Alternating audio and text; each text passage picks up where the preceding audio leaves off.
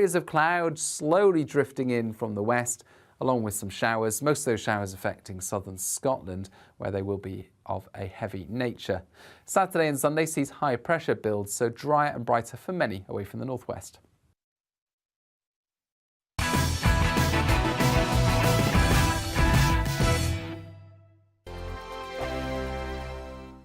Join my show Farage, 7 p.m. till 8 p.m. Monday through Thursday. And there you will get opinion, analysis, debate, and I'll cover stories that nobody else dares to touch. You've been cancelled. Join the club. Oh, my goodness me. And then for the last 15 minutes, talking pints. We're over a drink. We have a civilised conversation with someone. We very often disagree, but we do it in a grown-up way. Come and join me on Farage.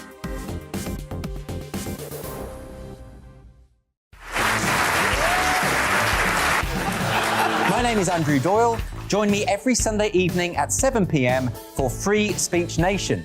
This is a show where we address current affairs and news stories of the week with the help of two wonderful comedian panellists. I brought in comics because I want to give it a lighter edge, and also they work for less. See you there.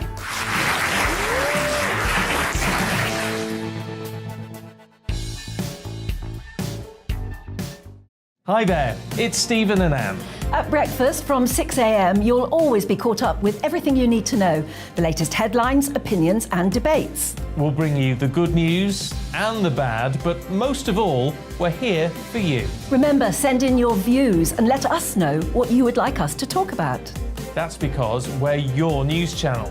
And every morning at 6 a.m, it's breakfast on GB News. I'm Dan Wootton. Join me Monday to Thursday from 9 to 11 for the feistiest and most fun news debate on TV, where free speech reigns. I'll bring you a sharp take on the day's biggest stories, bombshell newsmaker interviews, and A-list guests. And I guarantee you, no spin, no bias, no censorship, and no reason to go to bed. That's Dan Wootton Tonight, Monday to Thursdays from 9 on GB News.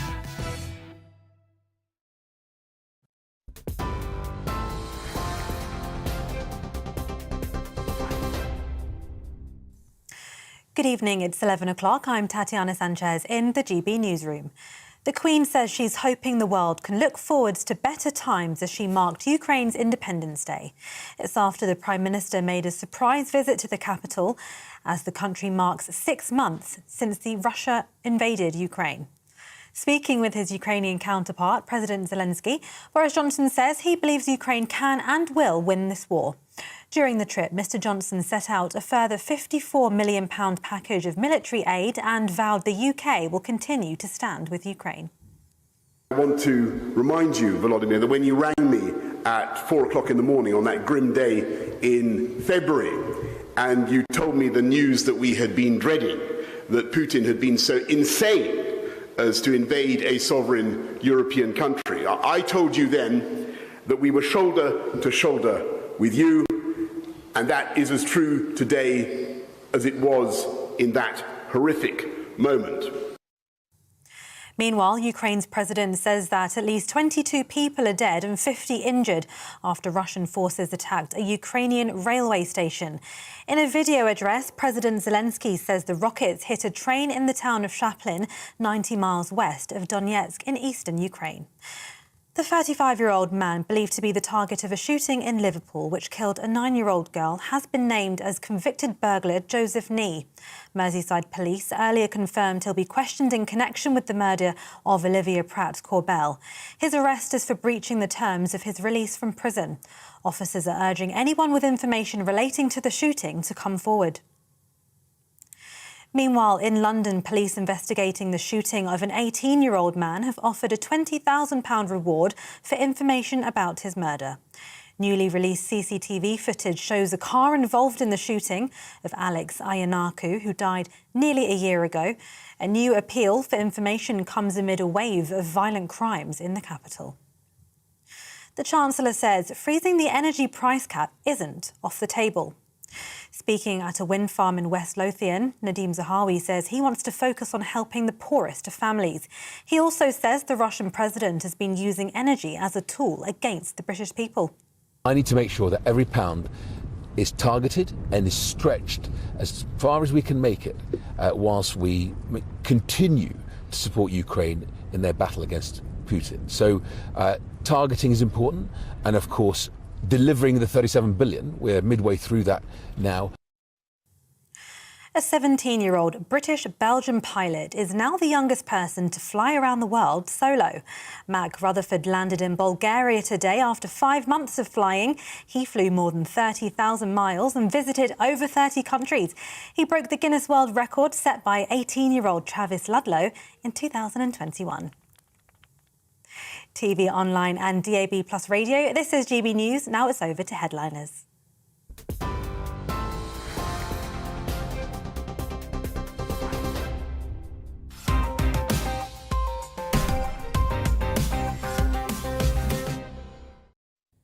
Hello, I'm Andrew Doyle and this is Headliners.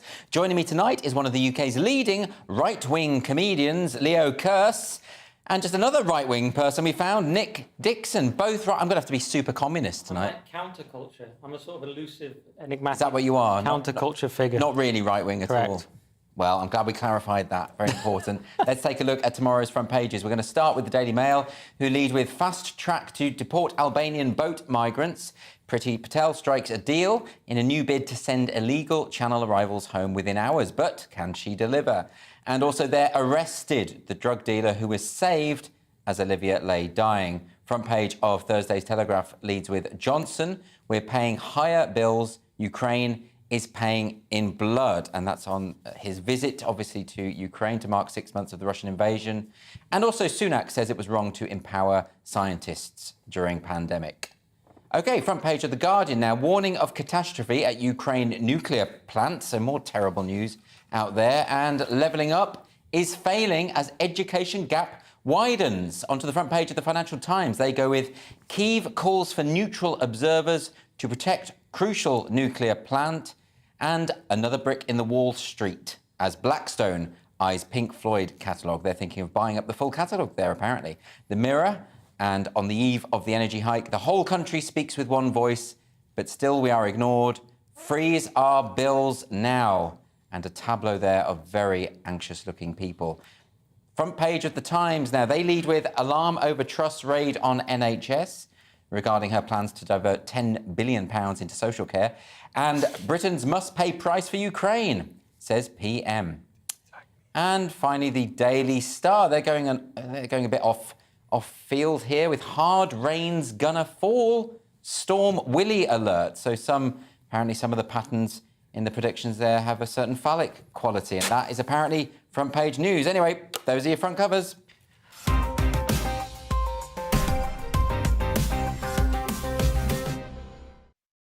Right, we're kicking off with Thursday's Times. Truss and Sunak at it again, Nick. Yeah, Rishi Sunak risks destroying Tory party, say Liz Truss allies. And I'm sure they're totally objective. So Rishi has been accused by senior allies of Truss of adopting a scorched earth policy that risks destroying the Conservative Party. And he's been accused of behaving like a wounded stoat and framing us as Tory scum. I was wondering, is this a phrase, a wounded stoat? I don't think so, but... It's a common phrase. Is it? Yeah, you're like a wounded stoat. Oh, you've been saying it about me. All the time. It was used in relation to thrashing around. Yeah. This senior ally said that Sunak's in a complete micro-world of his own. He's thrashing around all over the place like a wounded stoat, and all he's doing is attacking her. At some point, someone has to grab him by the scruff of the neck. Do you have a scruff if you're a stoat? And say what you're doing. Are you trying to destroy this party? And he's basically saying it's bitter and it needs to stop. I'm not quite sure it's that bitter, is it? It's gone on too long. It's definitely gone on too long. It didn't need to be such a long leadership contest. But everyone's saying it's been so bitter. I don't think it's been that bitter, but there's concern that Truss was thinking about getting Rishi for Health Secretary. Yes. But he doesn't really want to do that. He's saying he won't. There's rumours he won't even take a position, and he'll be a rebellious backbencher, and he'll be causing all sorts of problems, thrashing around like a stoat. Well, this is a senior ally of Truss who did the wounded stoat line. I think most people don't even know what a stoat looks like, let alone a wounded stoat, and how much they thrash. Well, it's like a weasel. Is it? Or a ferret. Oh, it's a long weasel. It's like the kind of thing you could use as a draft exclusion. Yeah, so they go down rabbit holes and, kill rabbits. Rishi Sunak do you know what it is? Stoat-like. It's a rural reference to hit the Tory base. Is that what it is? Who are quite familiar with stoats. Leo, isn't this always the risk? Whenever you have a leadership competition in any circumstances, you end up sort of degrading the party. Didn't Kamala Harris suggest that Joe Biden supported racist policies and then ended up his VP. I mean, that's a bit awkward. Yeah, and of course there are clips from the 60s and 70s when Joe Biden was just in his 70s of him saying, you know, some pretty horrific things by today's standards. But yeah, I think the battle, the Tory leadership battle, the fact that it's happening now and it's gone on for 8 weeks, which is, you know, that's an entire series. If you're watching, you know, The Sopranos or something, it's gone on for so long at a time when the country really needs a figurehead and somebody steering the boat. Because Boris is AWOL. He hasn't even turned up to his own victory. No, well, he's more loved in Ukraine, so that's why he's gone over there, presumably. Yeah, he'll do that. That's the one sense. thing he'll do for the country. But surely, I mean, as Nick was intimating there, I mean, the reason why Truss is allies, they're sort of suggesting here, why don't you just accept you've lost? And stop digging in and stop attacking Truss, our next PM, in other words. Because what I understand is why this phase is so long. Because the first few rounds were quite swift, they were quite exciting. Yeah. It's like a World Cup where the first rounds are normal, then they're like an 8-week final. Because there's been two of them, just the two of them for weeks and weeks and weeks. But I mean, he has been pretty strong. When you say it hasn't been that combative, but he has been pretty strong in terms of the way he's described her policies. He says here that her policies would mean that millions will face destitution. He thinks it's absolutely... He's also said he's not going to accept a post in her cabinet, or at least he suggested he probably Which is a terrible thing for somebody in the Tory party to say, that the next Tory leader, likely Tory leader, is going to cause this sort of hardship. Yes. That's really going to come back, and it's a terrible look, especially with the Labour around about 12 points ahead in the polls. Yeah. I think, it'd be more magnanimous of Rishi to just accept defeat and say something nice. And also, we've got to remember, Liz Truss is an actual conservative politician, which there aren't many of those. Rishi certainly isn't. No, you're right. I mean, when I said it hadn't been that bitter, I'm comparing it to, like, Trump in the primaries. But it still has gone on too long, and Starmer will use it against... Well, that set a new standard for business in the primaries, didn't it? Anyway, let's move on now to Thursday's Mirror. And Liz Truss shows us she's prepared to kick her leadership off with a bang, Leo. Yeah, I mean, that's not what she meant. This is in the Mirror, which is a left-wing paper, and it says, emotionless Liz Truss says she would unleash nuclear annihilation if necessary. That's quite a headline. Yeah. I mean, that's quite damning. They're not clear if it's aimed directly at Rishi or not, but, you know, people are saying, you know, this is reckless and it's callous, it's cold, it's unthinking, it's emotionless, but, I mean, the entire sort of the entire post-World War II world structure is based on mutual assured destruction. So Russia's got all these nukes, we've got all these nukes, China's got nukes, America's got nukes, and if anybody, you know, fires them, we can, you know, we'll use them to make sure everybody. But just to clarify, this article's about the fact that she was asked the question, would you press the button? Yeah. Under those circumstances, and she said yes. Yeah. But what else can she say? Yeah, exactly, because the threat of mutual assured destruction only works if you if it's assured. Bluff. Yeah. At least bluff. You need the assured part. Wasn't it the case that Jeremy Corbyn got a lot of flack for saying, actually, I wouldn't? I wouldn't because it undermines the whole deterrent Jeremy Corbyn would have rolled out the red carpet for Russian tanks. There's nothing he'd like to see more. Well, that's the whole point. You've got Putin. He would love us to hear that. I mean, what could you say? Like, would you actually use the nuclear button? Nah. What it plays right into Putin's hands. Absolutely. And I watched the original video because I knew this was ludicrous framing by the Mirror. I mean, the Mirror says she would be willing to unleash nuclear war. Would Truss really be unleashing nuclear war? It's not quite... What happened was she was asked the question. She said, would you be prepared to use it? She said, yeah, I would if necessary. And she got a round of applause because everyone thought that's the right answer. That's the real thing that actually happened. It's weird, Nick, because they don't mention the round of applause. I know. That's why you have... what's going on you there. have to go to the sources. They must have forgotten to do that. You've got to go to the sources, Andrew, with them. Also, just calling her emotionless Liz Truss in the headline. Well, look, so damning. Look, Miss Truss appeared emotionless as she said she would order the launch of nuclear weapons. What's she supposed to do? Be all emotional about it? She's supposed to cry and go, I might not use it. Like, of course, you've got to be authoritative and say, yes, what is exactly the correct thing? It's the only possible thing. I mean, it's technically defamatory to say that she's emotionless because all she needs to do is prove an emotion. Yes, absolutely. It does seem like this article is very much, this is about the spin that the Mirror have put on this, isn't it, rather than the story itself. Anyway, Thursday's Telegraph. And Leo, a story about your favourite person, so take it away. Yeah, so this is about Nicola Sturgeon, who actually isn't my favourite person. No. Favourite person is somebody else. But Nicola Sturgeon says she still considers herself British despite pledging to break up the union. So she was doing this, she's been doing a show, a sort of interview show at the Edinburgh Fringe. I think this is what it's from. It hasn't sold out, by the way. Jerry Sadowitz sells more tickets. But She described national identity as complex and stressed, and independent Scotland would still be part of the British Isles. So it's reassuring to know that she understands that it's an island and she can't just move it to the Azores. Yeah, it's not something you need to say. You can't just chisel it away and float off into the ocean. There's such an odd claim, there wasn't it? British identity comes from being part of the British Isles. She's basically saying her body's here, but her heart is in Brussels. But she admits that she is physically in the British Isles. Yeah, so she sees she still has a British identity, but she still thinks the northern part of the British Isles would be better if there was a hard border and a separate currency and a completely different political and economic system. Well, it's very interesting because in this interview at the Edinburgh Fringe, she was asked about the cancellation of Jerry Sadowitz's show, which we covered on this show a few days ago, and she was talking about how comedy is all about pushing the boundaries, and she's saying, you know, we've part of the problem with modern society if we've lost the ability to recognise that none of us 100% agree with any other human being. So she's trying to put the free speech argument here, but her SNP have pushed through this draconian hate speech bill that would criminalise comedians. And so what's going on? Well, the President, sorry to just jump in on this, but the President specifically referenced the hate crime bill, which Sturgeon's SNP brought through. They specifically referenced it as a reason for cancelling Jerry Sadowitz. So why didn't she mention it in conversation? She didn't. What she should have said, obviously, she's at the Fringe, so she's got an audience of arts lovers there, so they don't want to hear that. Oh yeah, by the way, I'm a complete totalitarian nightmare. I'm an autocrat, and I want all speech banned. She can't come out and honestly say that. So she said, oh, I'm a passionate believer in freedom of expression, and people should laugh more to deal with life's horrors. But yeah, hate crime bill, cancelled Jerry Sadowitz. Well, the hate crime bill has a section on the public performance of a play.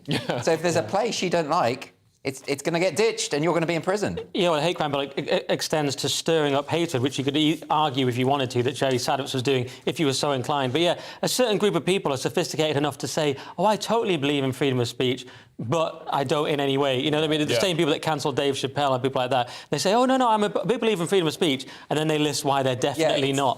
It's that but you've got to watch out for, isn't it? Don't trust anyone who says that. Anyway, on to Thursday's Independent with the revelation that Sanna Marin is in fact a human, Nick. Well, yeah, Sanna Marin, Finnish PM, says I'm human in emotional speech after partying backlash. So she cried a lot during this speech. And it's a good tactic because female tears are scientifically proven to temporarily lower male testosterone. But I have so much, I didn't fall for it. Yeah. But you're what the she one did, person, when you see a woman crying, you actually get more testosterone. I get more angry.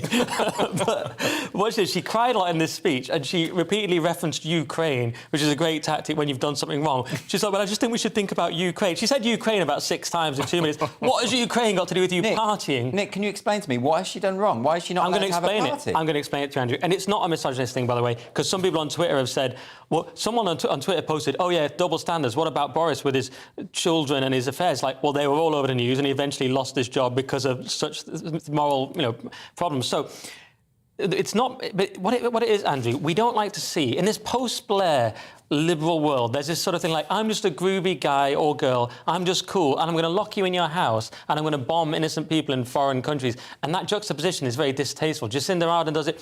And it's not misogynist because Michael Gove, we saw him dancing. We don't want to see that. Matt Hancock doing all the things he does.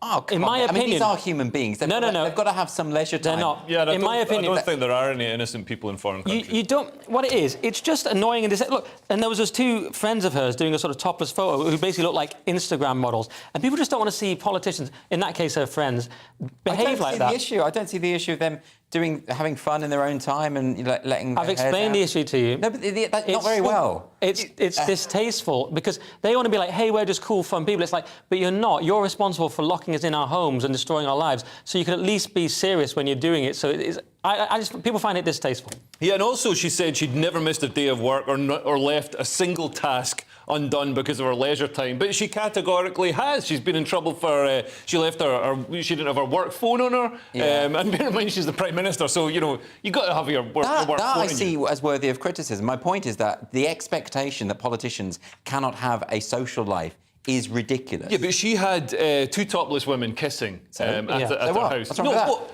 Imagine. I mean, obviously it's fine. She's like enjoyed themselves. She's a hot 36-year-old Finnish woman. Imagine if it had been I don't know, David Davis. But she was at his house. She wasn't. Then all of a sudden it's sinister. She wasn't one of the topless people kissing, was she? That was just 2 of her guests. She needs better friends. She was watching. So what? Well, imagine if Is it illegal for topless women to Imagine kiss? if Boris had arranged that in his front room. I would say good on him. And just watches. Well, why not?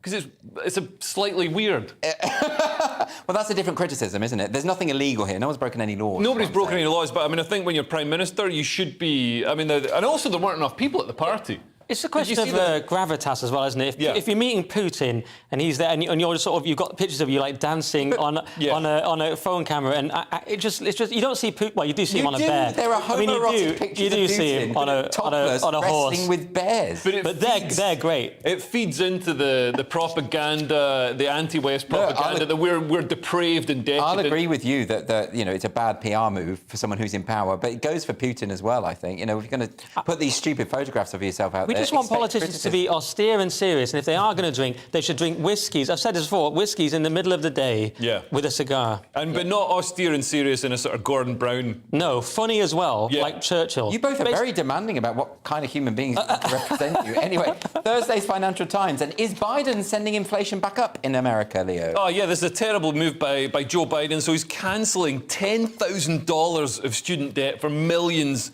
of Americans. Good for the students, though. So, yeah, people who... They paused most student debt repayments during the coronavirus pandemic, but this plan on Wednesday extends that, so it's going to cancel $10,000 of repayments for anyone earning less than $125,000 a year, and people who are even worse off will qualify for $20,000. So this is basically Biden just bribing his voter base, which are all the young. Is this like when Jeremy Corbyn wrote that manifesto and sort of said, "I'll just give you loads of money, young people"? Free Wi-Fi. Broadband's a human right. And this is an incredibly unprogressive move, because obviously the people it benefits are former students. So it tends to be wealthier, better off people who go to university, and the tax will be paid. And it's going to cost a huge amount of money. On average, $2,000 per taxpayer, whether it comes from spending cuts, borrowing, or taxes. Right. So it rewards rich people and takes money off, plumbers and bus drivers to pay for it. Okay. Nick? I'm going to give you a very balanced and objective view. Oh, good. And all for balance. Surprisingly, because it's Biden, but the problem with student loans, it's very hard to discharge them through bankruptcy. They make it very difficult, and that's very unfair, because with normal loans, you can declare yourself bankrupt, and that's part of what makes America work, that you do get a second chance, and it encourages entrepreneurialism and so on. Now, the problem is, you can't do that. You can do it with a student loan. I've looked into it. It's very difficult. You have to prove something called undue hardship. And interestingly, Biden, as senator in 2005, made it more difficult because he extended private loans, so they also had to qualify for the undue hardship requirement. So he made it even harder to discharge a student loan. So that's somewhat ironic that he's now doing this, which Leo says is a bit of a bribe. So on the one hand, I think student loans are crippling for young people, and they should be able to get rid of them through bankruptcy.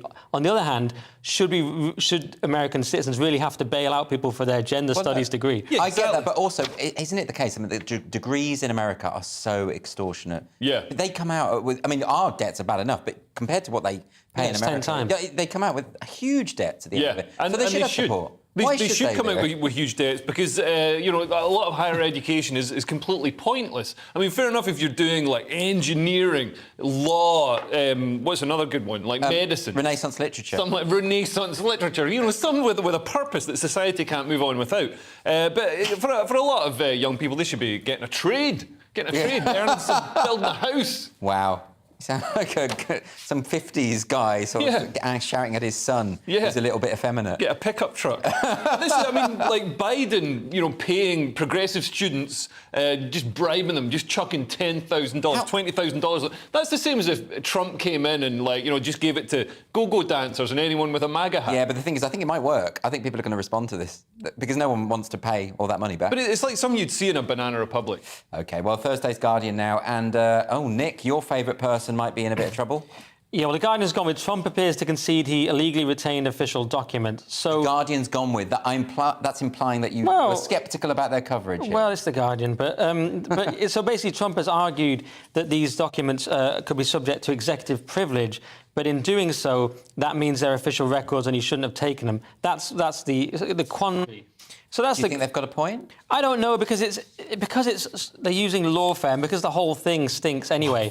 I don't really care too much about the details because I know the whole thing is politically motivated anyway, so it's all legalese at this point to me. And I did find out, interestingly, there was a guy called Sandy Berger in 2002 under Clinton who stuffed a load of documents in his pants and walked out with them, and it was said to have shredded them, and no one cared about that. And I also think it's interesting, Clinton in 2000 lost the nuclear code for a series of months, and whenever anyone asked him about it, he just said he was busy and didn't tell anyone. But is that a defence, Nick, saying, well, other people have done similar things? Not necessarily, you know? but I just don't trust. I'm trying to read it, I'm like getting into the weeds of it, and I'm like, whatever. Basically, you want to get Trump on anything, you'll find something if you're motivated to. And I'm saying in the past they could have found things, but they didn't want to because it wasn't the political motivation. Yeah, I understand what you're saying. Bill Clinton, you know that he would have never shoved documents down his trousers because it would have interrupted his philandering. It would have hindered it. I was wondering where that was going. I mean, that's an image now you've presented to me that I didn't particularly want to see. Anyway,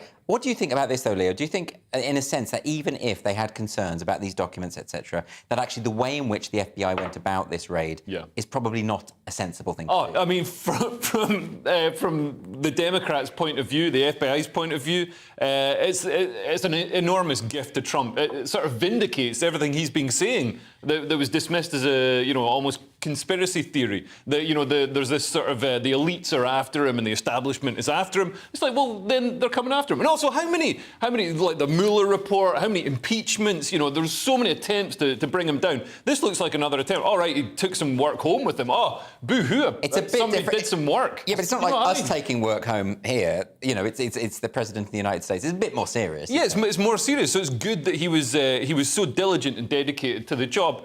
But all politicians. I mean, Hillary had her server. She had phones that she smashed with a hammer to stop the investigation. Yes, that's reported on. I suppose the gamble is, yes, it looks terrible, but the gamble is they managed to get Trump on something so bad that it prevents him from running again. Isn't that what their gamble is? Because up until that point, they look terrible if they don't get their man, so to speep, which they didn't into impeachment. That gamble fails, it will help him. Exactly. Absolutely. Right. And if there's a fair election. Yeah.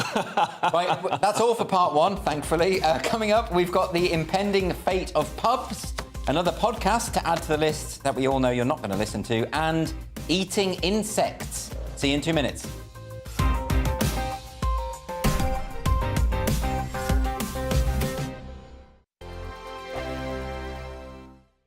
Join my show Farage, 7 p.m. till 8 p.m. Monday through Thursday. And there you will get opinion, analysis, debate, and I'll cover stories that nobody else dares to touch.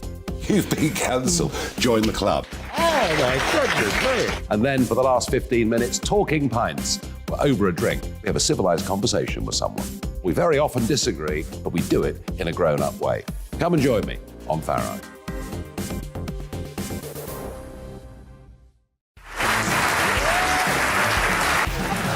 My name is Andrew Doyle. Join me every Sunday evening at 7 p.m. for Free Speech Nation. This is a show where we address current affairs and news stories of the week with the help of two wonderful comedian panellists. I brought in comics because I want to give it a lighter edge, and also they work for less. See you there.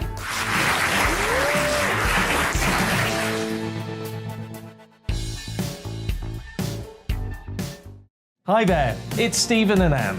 At breakfast from 6 a.m, you'll always be caught up with everything you need to know, the latest headlines, opinions and debates. We'll bring you the good news and the bad, but most of all, we're here for you. Remember, send in your views and let us know what you would like us to talk about.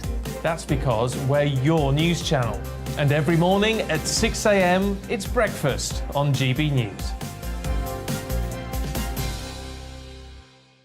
I'm Dan Wootton. Join me Monday to Thursday from 9 to 11 for the feistiest and most fun news debate on TV, where free speech reigns. I'll bring you a sharp take on the day's biggest stories, bombshell newsmaker interviews, and A-list guests. And I guarantee you, no spin, no bias, no censorship, and no reason to go to bed. That's Dan Wootton Tonight, Monday to Thursdays from 9 on GB News.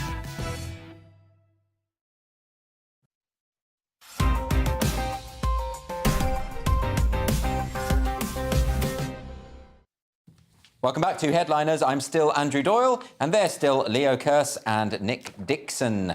So let's crack on, back with Thursday's Mirror, explaining why our time might be worth a little more, Leo. Yeah, so the trade union's boss, Francis O'Grady, has suggested that the minimum wage should be hiked to £15 an hour as low-paid workers are pushed to the brink by rising living costs. And, you know, some countries do this. Australia's got a very high minimum wage, and it works. But then Australia also has, you know, they limit the number of potential employees by not having open doors immigration like we do in this country, which suppresses. So what are you saying wages.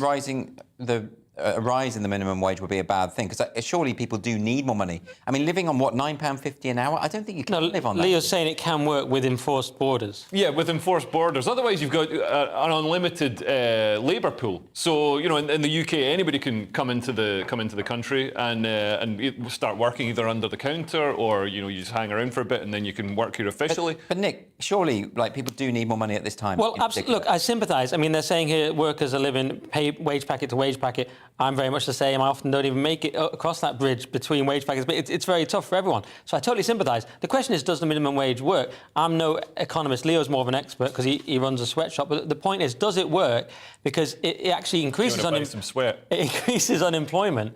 Because because people can't afford to hire. They can't afford to hire them. Yeah. And so that's and if you do put it up, you cause this wage price spiral. So in my limited understanding of economics, it doesn't actually work. And like Leo says, I mean, some libertarians are in favour of things like this, but but only with closed borders can these things work. Because as you say, you'll always be out competed by. You'll be distorting the market if you've got open borders. But the good thing about I say the good thing, the one sort of redeeming feature of the inflation we've got at the moment is it's not so much caused by the wage price spiral, although that could become a factor if we start putting wages up. That's what I mean. It's caused by a lack of supply of the stuff that we need, like so energy, also just products. There've been supply chain issues for a couple of years now. OK, well, Thursday's Metro, and you can kiss goodbye to a cosy pub fireplace this winter, Nick.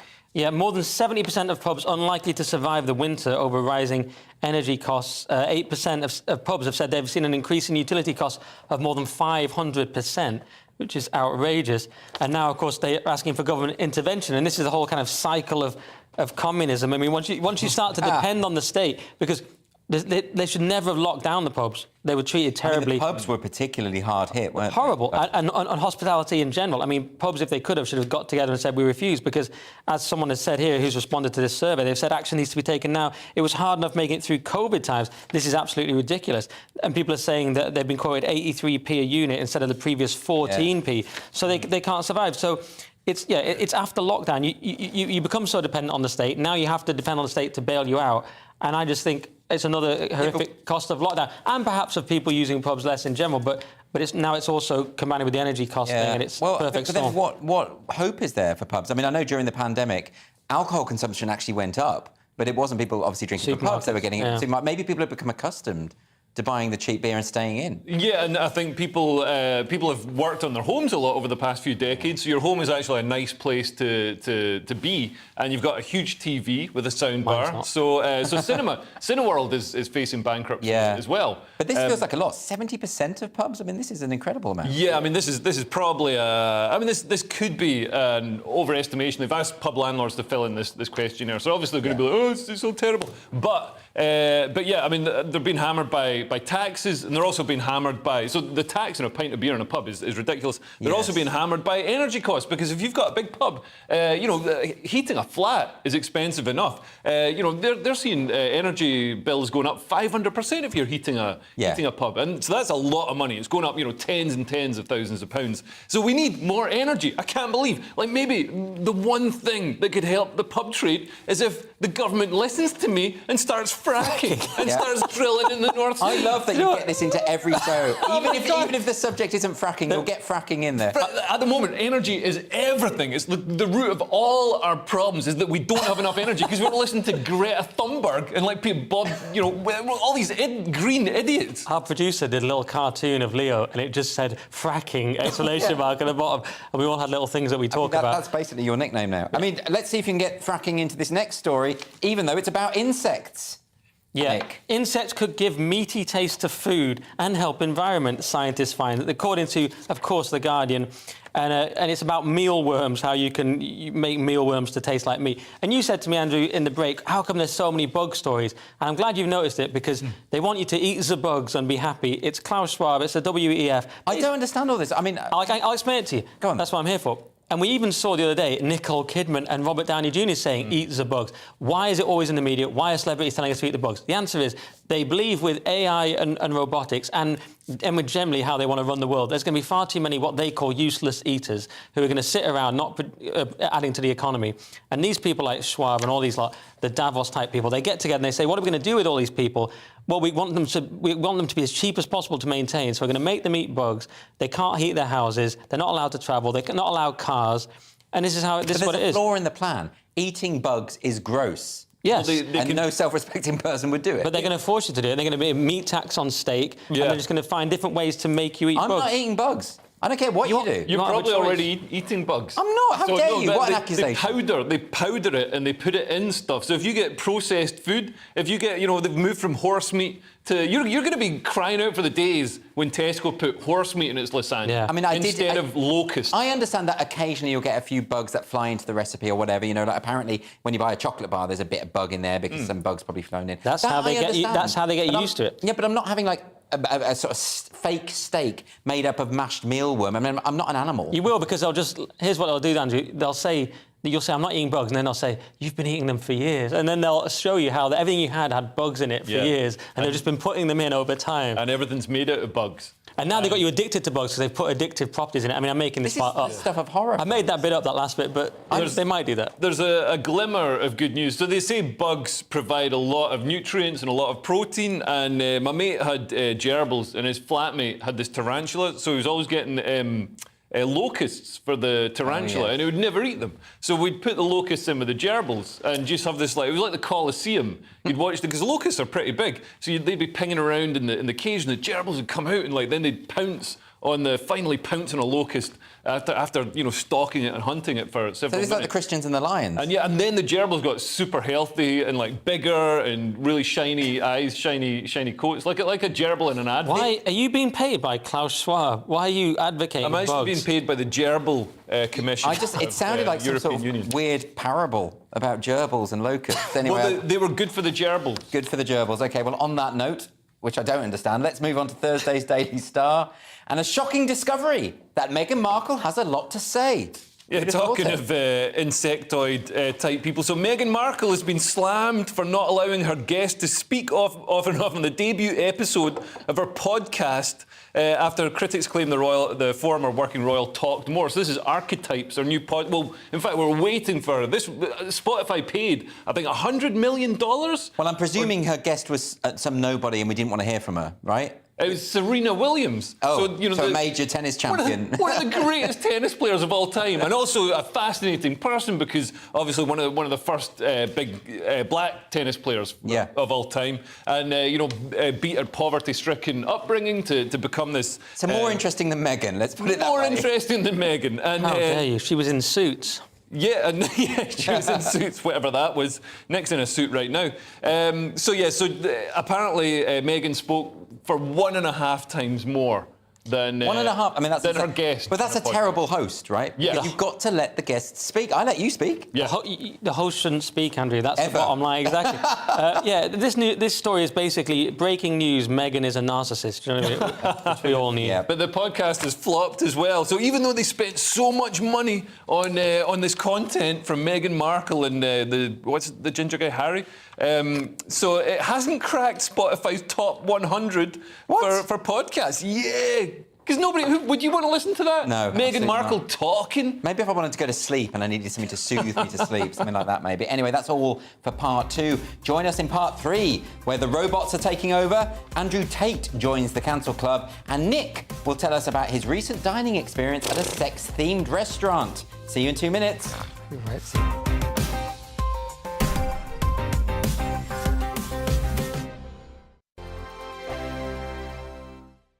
Join my show Farage, 7 p.m. till 8 p.m. Monday through Thursday. And there you will get opinion, analysis, debate, and I'll cover stories that nobody else dares to touch. You've been cancelled. Join the club. Oh, my goodness me. And then for the last 15 minutes, talking pints. We're over a drink. We have a civilised conversation with someone. We very often disagree, but we do it in a grown-up way. Come and join me on Farage.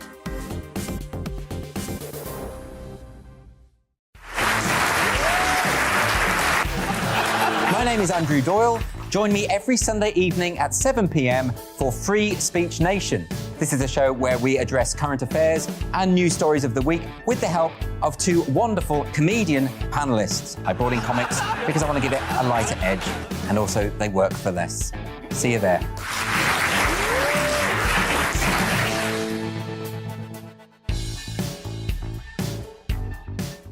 Hi there, it's Stephen and Anne.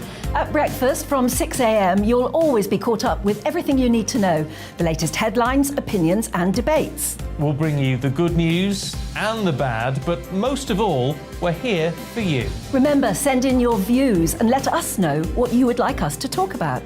That's because we're your news channel. And every morning at 6 a.m, it's breakfast on GB News. I'm Dan Wootton. Join me Monday to Thursday from 9 to 11 for the feistiest and most fun news debate on TV, where free speech reigns. I'll bring you a sharp take on the day's biggest stories, bombshell newsmaker interviews, and A-list guests. And I guarantee you, no spin, no bias, no censorship, and no reason to go to bed. That's Dan Wootton tonight, Monday to Thursdays from 9 on GB News.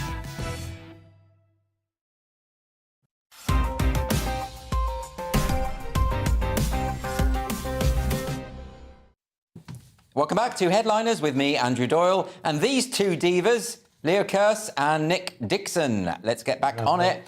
This is Thursday's Daily Star now, and another Saudi sporting endeavour, Nick. Yep, Saudi Arabia confirms plans to host Olympic Games despite criticism over sports washing. So this comes from Sports Minister Prince. It's a very long name. We don't really need to know it because we haven't got that much time. But the point is, they're starting to put on events now, Saudi Arabia. They did the Usyk-Joshua fight the other day. Wasn't perfect because there was one round that ran over by 30 seconds. The ground was the ring was pretty slippery. Also, they dismembered journalists. So there are a few problems. But it's much like the Qatar World Cup, which I think is more controversial because of all the people that have died making the stadiums. It's just that they want to use the Olympic Games to bolster their image. Nick, what is sports washing? Sports washing is where you put on sports events to look like you don't have an oppressive regime, and you're like, we're just fun sportsy people. Got it. Leo, have you got anything to say on this? Yeah, well, I mean, I guess the Paralympics event in Saudi Arabia will have a lot of people with missing limbs.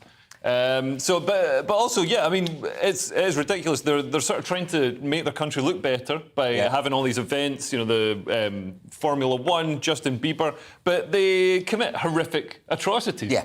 And continue to commit horrific terrible atrocities. human rights violations. So, and then all these woke sports stars go there and, like, take the knee. You're taking the knee in this, like, barbarous country. Yeah. It's mental. Thursday's Guardian now. Some poor judgment from Capitol Records, Nick. Yeah, Capitol Records drops offensive AI rapper FN Mika after outcry over racial stereotyping. So this is quite bizarre. They have this AI rapper, but they had an... What do you mean by an AI rapper? He's a rapper, but he's AI. He doesn't exist. So he's a not real, man. Written all of his songs. Yeah, he's a bot. He's an AI bit of software.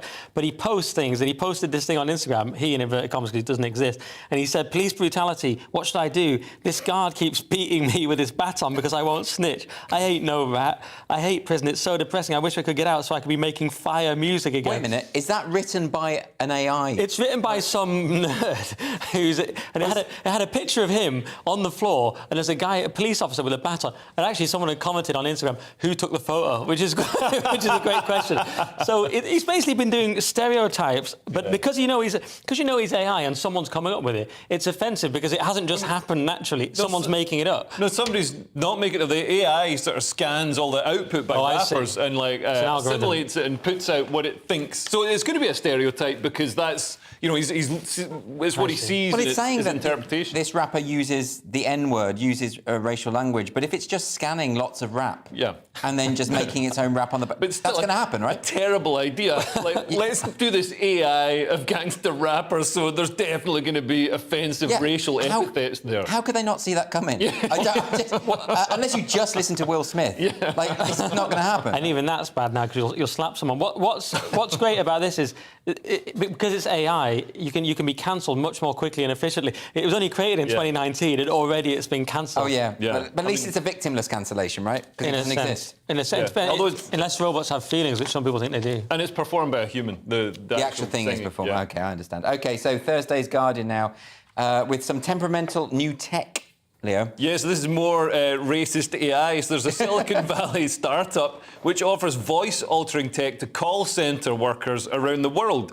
So when you phone up, you've got a problem with your dishwasher or your internet or whatever, you phone up and it's somebody in Bangalore or wherever, and they say, my name's Steve, and it's like, well, I don't think it is.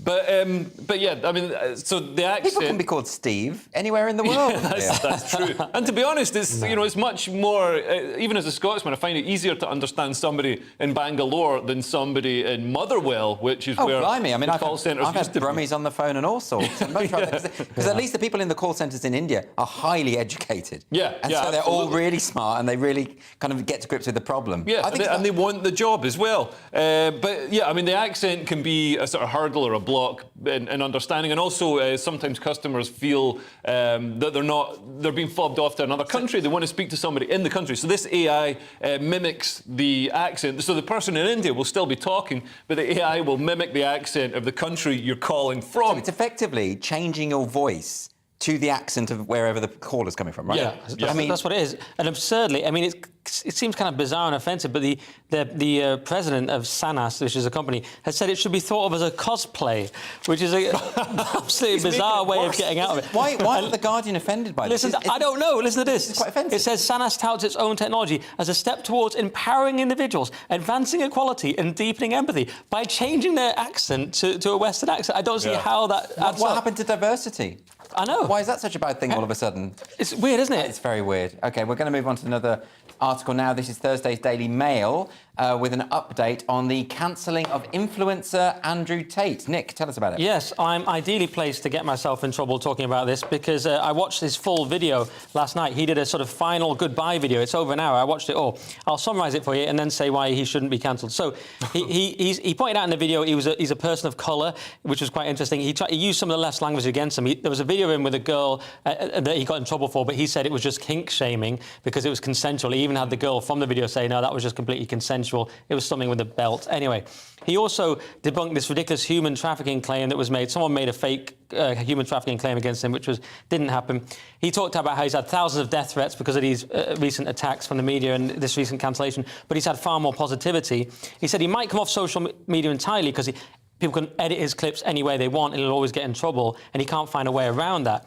The only suspicious part to me was he said he's going to do more charity work, which is always a red flag to me, because he said he's going to help... He already has a homeless dogs charity in Romania, but he's going to help... He's going to do another charity for women who are victims of violence and for men who are having mental health problems. One thing you've missed, Nick, which is quite important. Yeah. Who on earth is Andrew Tate? Oh, sorry, Andrew Tate, yes, because it was an update, I forgot. Andrew Tate is a former kickboxing champion who became a kind of social media influencer and sensation with his outrageous and humorous views on things. Right. But he's been on comedy shows like with Tom Segura in America. Comedians find him hilarious. But he's been kicked off all of these social media platforms. It just suddenly popped up on everything. Every time I turn on my phone, I'm seeing this like bald guy with sunglasses on talking about how he's got lots of cars and he thinks women are rubbish and stuff. Well, can I say how he did that? He got people to promote him on TikTok, and they got a kickback in money. Yes, if they did. That's part of his thing, the Hustlers University. His thing that he's got. Hustlers University, which basically just teaches you things like copywriting and stuff. But one way you can promote it is through a kind of what some people would claim is an MLM pyramid scheme, but which is maybe a bit questionable. But I just want to say why he shouldn't be cancelled, because I've been told off by people even on so-called my side why I shouldn't be supporting this guy, because he's had a colourful life. The problem is, whose side are you on? Because we're in a war here, and the people who want to cancel him are unpersoned people like Andrew Tate and Alex Jones. You might not like them. Trump was cancelled from Twitter. You might not like Trump, but it's much more dangerous to be cancelling these people, suddenly unperson them. I want to watch Tate's content. I'm an adult. I can decide if it's appropriate, if it's funny, how serious he is or not, and I can make that judgment. I don't want these nerds who are It's come from leftists activists who've pushed to get him cancelled, and they're much more dangerous to me. There's no consistency as well, because I mean, I'm not denying that Andrew Tate, it sounds like, you know, from what I've seen, he's got some dodgy ideas. Some of them are quite entertaining, but, you know, still dodgy. But and there's the human trafficking case, which is still ongoing. It hasn't gone away. Okay, well, we shouldn't comment on that then. Yeah. But for example, Cardi B, feminist icon and star, lauded in The Guardian, she drugged and robbed men who wanted to have sex with her. Like, drugged and robbed them. And that's confirmed, is it? She's admitted it herself. Okay, fine. That's, I mean, that's why I'm just checking. And why isn't she cancelled? No, why is Andrew Tate cancelled? I mean, look, not her? I've read some of the... I didn't know who Andrew Tate was, but I've read a few of the things he said. He strikes me as someone who says stupid things and things that I would vehemently disagree with. But as you know, I don't think we should cancel anyone. I think it should be my choice as an adult whether I watch it or not. But we do things on Free Speech Nation where we say things with a certain level of irony. He does loads of those things. He has a point, then it's irony. And if you're an intelligent person, you can discern when he's being funny, when he's serious, and when it's in between. And we should have a right to do that. Is that what he's doing? Is he being ironic? I mean, like I said, he's very funny. He's very clever. I don't know him. I don't know who he is. He's making controversial points, sometimes in a funny way. Leo? I think he's tried to use the comedian's excuse, but it doesn't really work, you know, if you're not a comedian. But he's hilarious. He's funnier than a lot of comedians. It cheapens the comedian's excuse. What I would say is cancelling him from mainstream social media, where everybody can keep an eye on him, pushes him underground. I think Telegram is now, you know, vastly used by the sort of, you know, vulnerable teenage incel-y type kids who are vulnerable is that to the his concern message. here, then? People are saying that if you let him have these platforms, it will influence people to behave in a certain way. That's the fake concern, because what the left does, or the cancel-type woke left, whoever we want to call them, we all know these people that do this, they use our morality against us because they appeal to morality, a morality that they don't believe in. They appeal to it in a disingenuous way to cancel people who are their ideological opponents. OK, well, Thursday's Telegraph now, and this is on why losing sleep could add to your waistline. That's an odd one, Nick, isn't it? Because I thought if you're sleeping more, then you're moving less. Can you explain this one? I could, but my papers are all stuck together. Have you got it? Yeah, it's here. So, yeah, teenagers get less than... Yeah, got it. Yeah, basically, it's just saying if you get less than 8 hours sleep a night, you're more likely to be obese, which is something I found. I'm not exactly sure. Do you sleep for half an hour a night? Some of the I already did the joke against myself. You don't need to kick me when I'm down. Some people they've cited things like late night snacking, tired teens going to sugary snacks. But I think it's probably more than that, because sleep does all kinds of things. It repairs muscle. You need it for testosterone, all kinds of things. So yeah, it's a problem. So this article is sort of saying parents need to basically sort out the sleeping times of their kids. That's never going to happen. Yeah, no, I think in this case, it's not so much the sleep that might be the issue, but the lack of sleep for these teenagers could be just a sign there's less discipline in their lives. You can't, Leo. You can't. I mean, I know you have a baby on the way, right? Yeah. But you won't know yet. But when this baby reaches 13, 14, 15, you're not going to be able to control when they go to sleep. Like, go to bed. Yeah, and then they'll be up all night with their phone or whatever thing of the future they've invented now. Well, they're not getting a phone. Oh, my God. They're not having one of these, no, they're not getting any... I'm going to raise them no Amish. Entertainment. They're just going to get an abacus, if they're lucky. They're getting raised Amish in case they get any ideas about pronouns and stuff like that. OK, fair enough. What do you think, Nick? Do you think parents can possibly control what teenagers do? Well, you should try to, shouldn't you? Because you should make an effort to have some sort of discipline. Yeah, but I do sympathise with parents. I do think it's really hard these days. Yeah. Anyway, let's move on now. This is an article from Thursday's Daily Mail. A potential breakthrough in Alzheimer's treatment. That's interesting, Leo. Yeah, and Parkinson's as well. So a research team may have found a new way to clear the harmful proteins in the brain that trigger cognitive diseases like Alzheimer's and Parkinson's. So there could be new treatments as a result of this. So there's amyloid beta proteins. That sounds like Nick's making fun of them. Not those alpha proteins that Nick's got in his brain. But so amyloid beta proteins build up in the brain and clump together and cause memory loss and loss of cognitive function. But there's a separate protein called aquaporin 4 that could help to remove them. So apparently not if you've already got...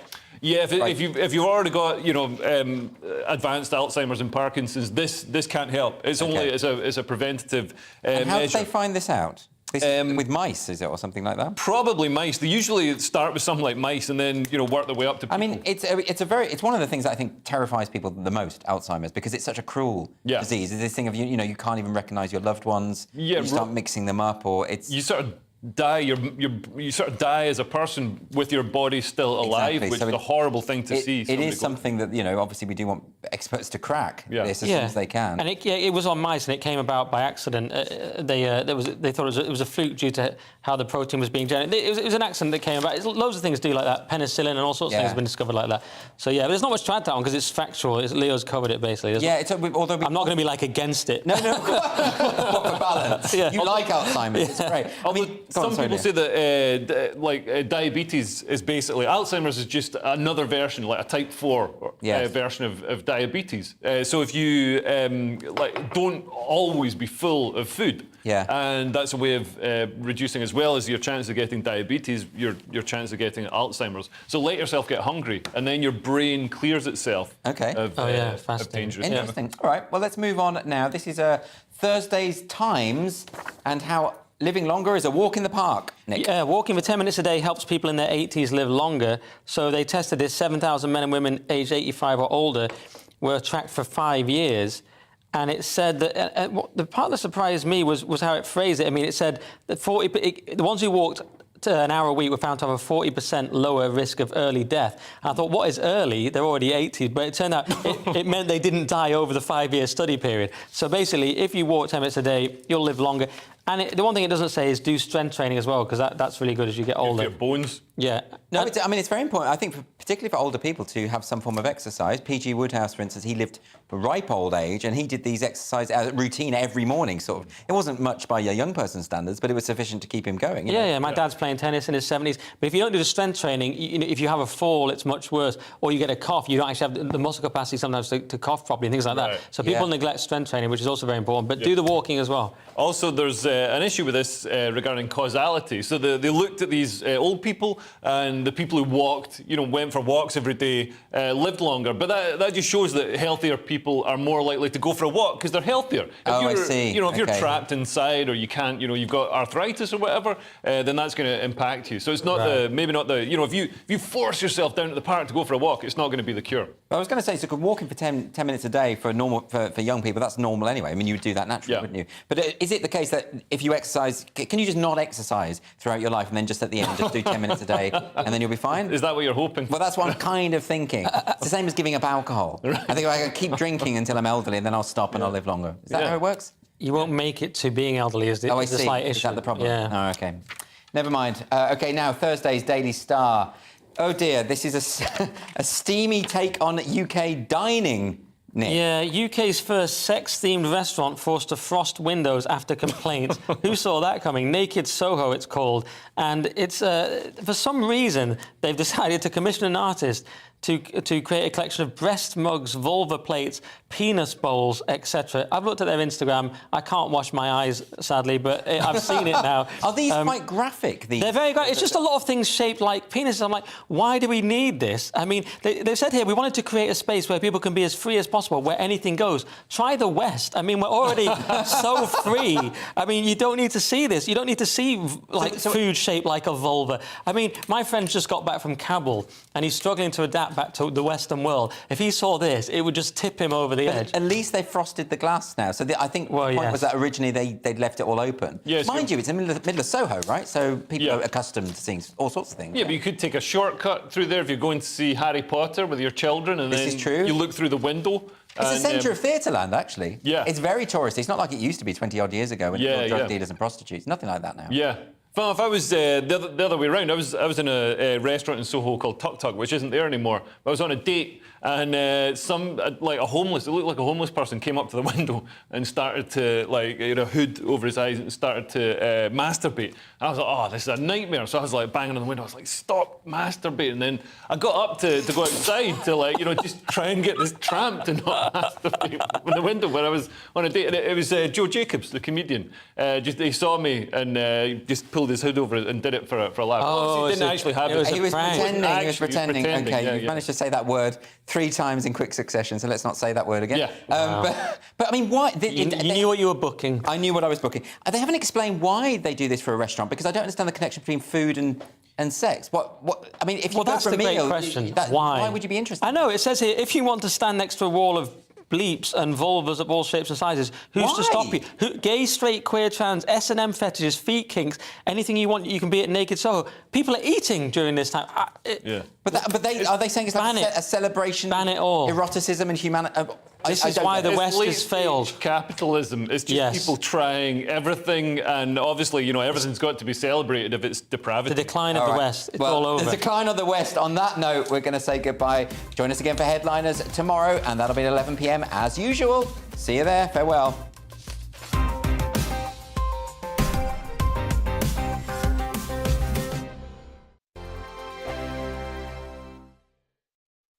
I'm Dan Wootton. Join me Monday to Thursday from 9 to 11 for the feistiest and most fun news debate on TV, where free speech reigns. I'll bring you a sharp take on the day's biggest stories, bombshell newsmaker interviews, and A-list guests.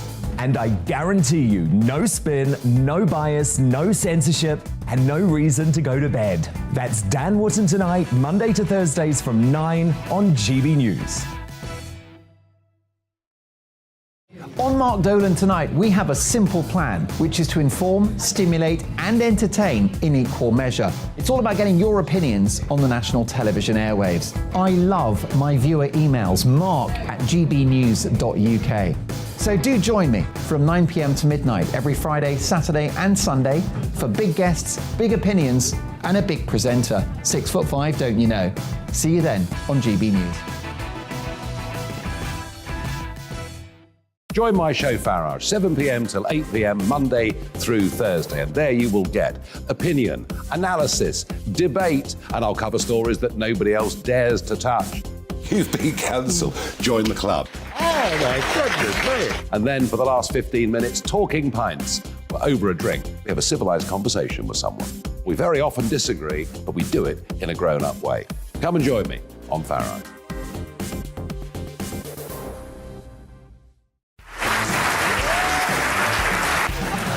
My name is Andrew Doyle. Join me every Sunday evening at 7 p.m. for Free Speech Nation. This is a show where we address current affairs and news stories of the week with the help of two wonderful comedian panellists. I brought in comics because I want to give it a lighter edge, and also they work for less. See you there.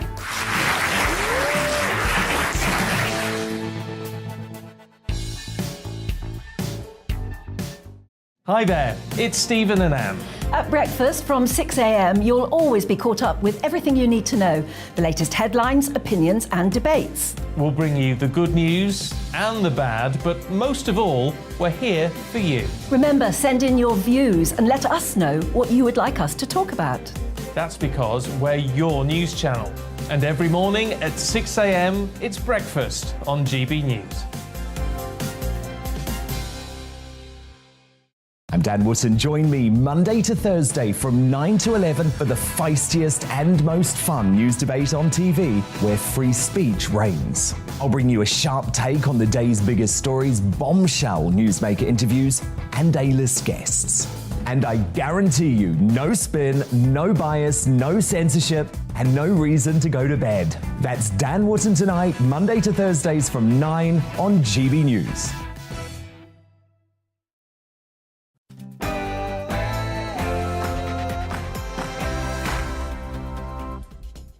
The Prime Minister Boris Johnson in Kiev today. He says we have to endure high energy prices as we support Ukraine and battle against Vladimir Putin. I just wonder, are you prepared to pay that price? Of course, we'll talk about the channel. Hundreds more Albanians crossing the English Channel again today.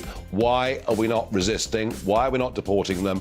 And joining me on Talking Pints, Fleet Street veteran Paul Connew. But before all of that, let's get the news.